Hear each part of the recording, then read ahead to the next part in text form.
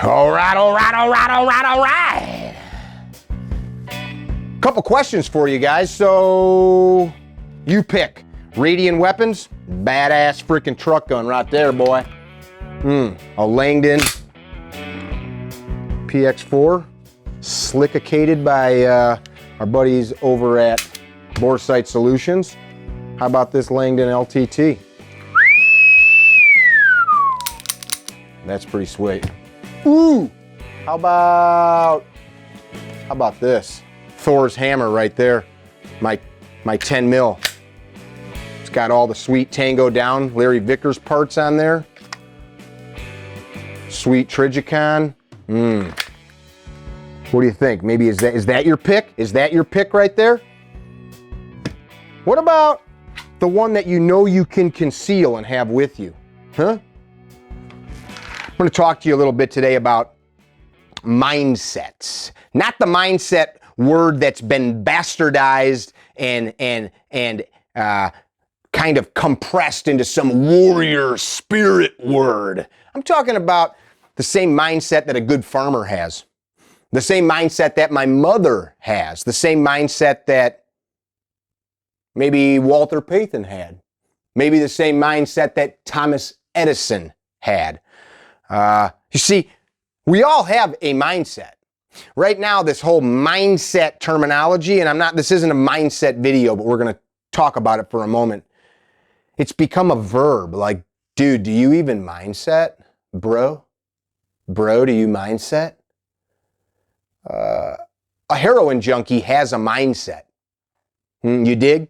A loser has a mindset. A champion with Olympic gold around their neck has a mindset. A leader of industry has a mindset. This is a problem. Here's where I'm going to go first, and then I'll circle back to make it helpful. When I started doing social media stuff, I had reservations about it, as did and do a lot of people, because we're not sure who's watching this stuff. So I chose to pick things to talk about that I felt would be of value and could do less harm and maybe more good. I'm not gonna bash anybody, but there's folks that think that they invented social media gun stuff. They didn't. Guys like Michael Bain were sharing videos online long before Instagram ever came about.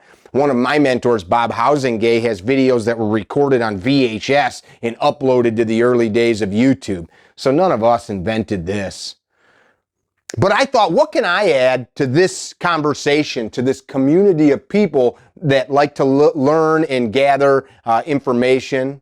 What can I add? I'm a pretty simple-minded dude. I like to think in easy blocks and chunks because it's hard to forget stuff when you make it easy, right? It's hard to overcomplicate things. So that's why I like systems. Systems like lock the slide to the rear, seat lock tug, cycle, press check, hammer forward, make sure it's in battery. It is with this gun, thumb check and holster, right? That's a process that gives me a result. People don't understand things like processes because they don't live with processes, but we all have a process. The homeless guy on the street with a drug problem has a process. The champion of industry, the champion of sports, they also have processes.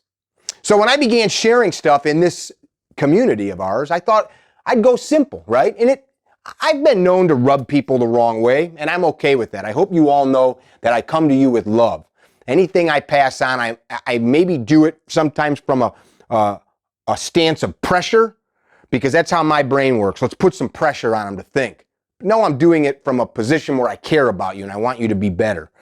But sometimes in this community, guys like to get their panties all in a bunch because they don't like what people have to say, because this is their identity. This is their manhood. This is their machismo.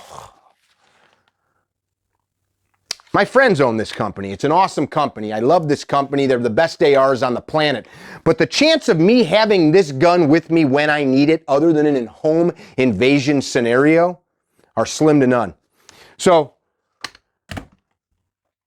I want to train with the tools that I know will be with me. If somebody ever messes with me or my family and this gun is within arm's reach, I will win that fight because I have thousands and thousands and thousands of rounds through that gun.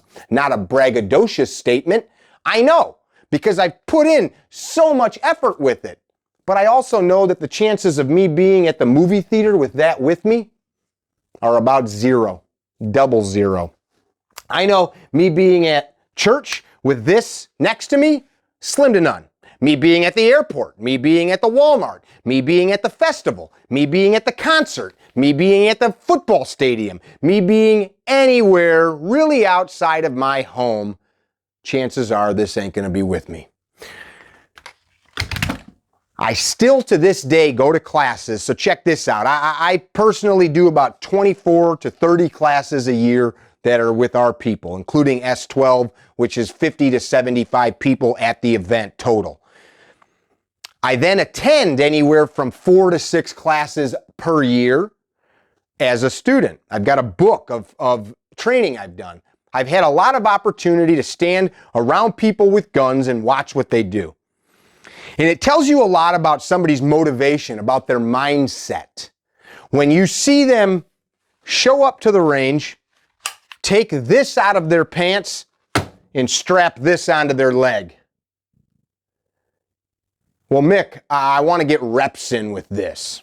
Caveat to all of this. If you're a new shooter and you want to learn how to carry this gun, this little beautiful Walther PPS, or maybe this Ruger, little LCR, or something like a J-frame, if that's your first gun, learn how to shoot on a full-size gun. You know, grab something like this Glock because now you know how to use the gun. If you're going to shoot revolvers, get a full-size revolver so you know how to use it, and you're going to have a much better time. Once you develop those core competency skills on how to manipulate the pistol, on how to load, unload, cycle the action, shift to the smaller gun. Once you have an understanding, it'll make it easier. But that's not the point. The point is this mindset that we have or don't have, or how we've tailored it, says a lot to me when you come out and you train in gear that I know you're not carrying in the world. You see, this little SIG, I've been running these now for over a year, and this is the new XL. This one's cleared out. I know, Mickey knows, that if I draw this gun, one, I can have it with me pretty much anywhere that it's legal to do so. If I draw this gun from here to here to here to here to here, I'm going to hit what I'm aiming at out to 25 yards all day long. If I get two hands on this gun, 25 yards and in, it's mine. Why?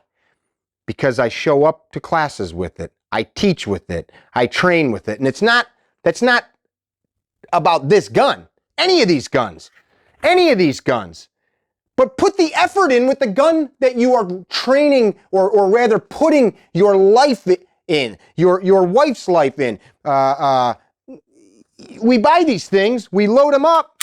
And you know, if you're my friend Les Keys Martoni, Les Pepperoni on the internet, if you're Les, you're a Grandmaster shooter, yeah, you can walk off the range and you can case this bad boy up and you can put on a little gun like this and probably be A-okay. But I'll tell you what, most of you can't do that. And that's not me busting on you, it's me telling you I love you enough to tell you the truth.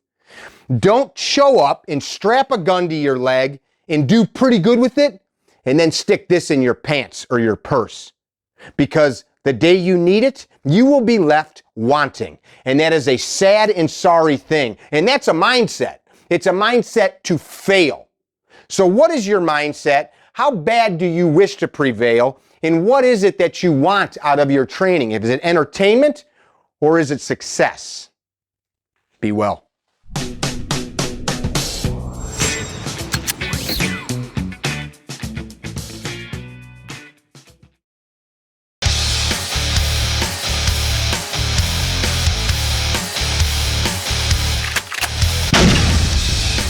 All right, one of the biggest things that our students ask us is, which holster should I get? People come to class and they have holsters that are horrendous and we won't even let them use them because they're dangerous, they're not for their gun, they picked it up at a gun show and it just looked cool and they didn't even know what they were buying. So today, Sang and I are going to talk about what's the best holster for concealed carry and why.